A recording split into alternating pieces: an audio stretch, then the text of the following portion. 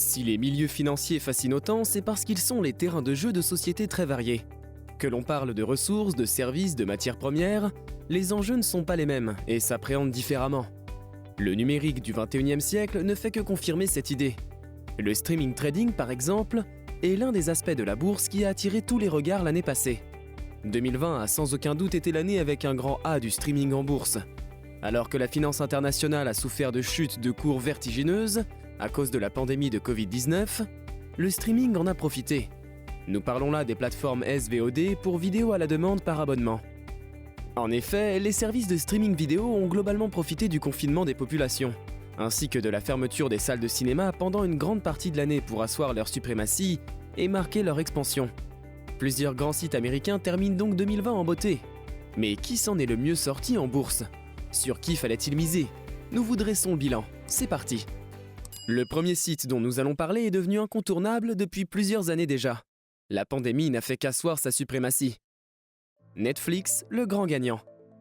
Netflix a enregistré un nombre record de nouveaux abonnés au premier semestre de 2020. 25 millions, rien que ça. L'entreprise qui a révolutionné la façon de produire des films en compte donc 195 millions au total. Les statistiques ont de quoi donner le tournis. En 2020, l'entreprise a gagné plus de nouveaux abonnés en 9 mois que sur l'ensemble de l'année 2019. Elle a doublé son parc d'abonnés et son bénéfice net, ni plus ni moins. Sur les marchés financiers, ça s'est vu. En bourse, la firme s'est envolée avec un bond de 60% de sa valeur en 2020. Ce succès est dû bien sûr aux multiples confinements qui ont eu lieu à travers le monde, au printemps puis à l'automne. La plateforme est désormais au centre des attentions. Le mardi 29 décembre dernier, Jefferies, célèbre banque d'investissement, a maintenu sa recommandation d'achat sur l'action Netflix et a relevé son objectif de cours de 585 $ à 610 $, sur la base de la récente hausse des prix américains annoncée par la plateforme. Plus tôt dans l'année, d'autres sociétés comme UBS ou JP Morgan avaient également augmenté leurs objectifs de cours sur cette même cible. Jefferies imagine le titre dépasser les 700 $ au cours des 12 prochains mois. Mais non, Netflix n'est pas un cas isolé. D'autres grandes sociétés de la tech et géants du streaming ont su tirer leur épingle du jeu lorsque tout le monde se ruait sur Internet en 2020. Amazon Prime, succès incontesté. Comment ne pas parler d'Amazon ? Son service SVOD, Amazon Prime Video, a lui aussi cartonné cette année.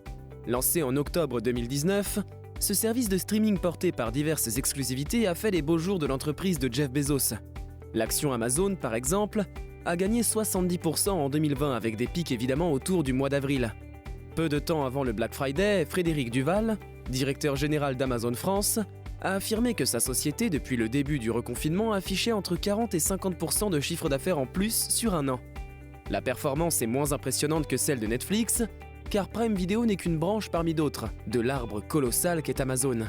En cette année faite de restrictions, le combo livraison à domicile et streaming a valu à l'entreprise de côté près de 1200 milliards de $. Le titan du e-commerce n'a cessé de talonner Apple, 1250 milliards, et Microsoft, 1320 milliards, au classement des plus grosses capitalisations mondiales. Mais qui pouvait alors espérer tenir tête à ces deux mastodontes ? La réponse est très âgée et possède deux grandes oreilles. Disney+, exponentiel. Disney n'a pas eu à rougir face à ses concurrentes cette année. La compagnie aux grandes oreilles a elle aussi été portée par l'isolation de son public. Elle ne semble pas avoir tant souffert de la fermeture des salles de cinéma.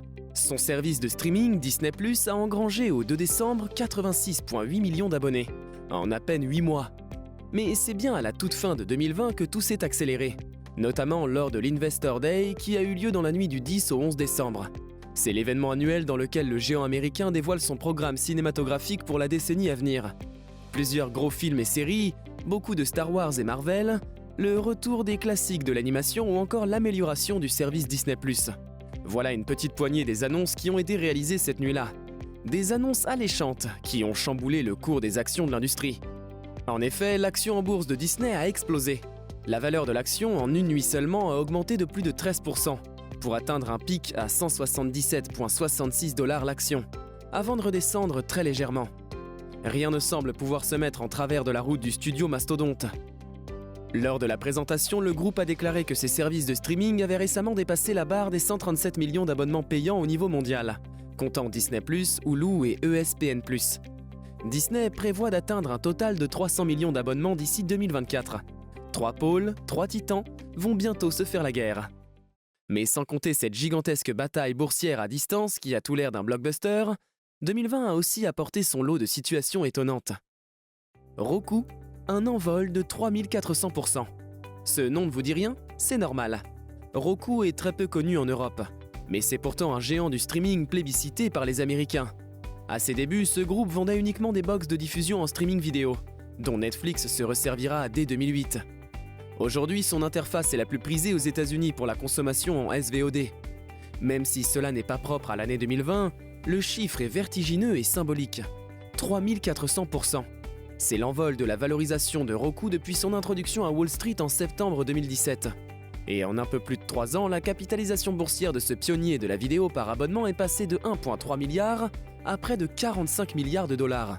Évidemment, l'entreprise américaine a elle aussi profité du fait que son secteur ait été propulsé par la crise sanitaire. En résumé, 2020 a sonné l'avènement des plateformes de streaming en bourse.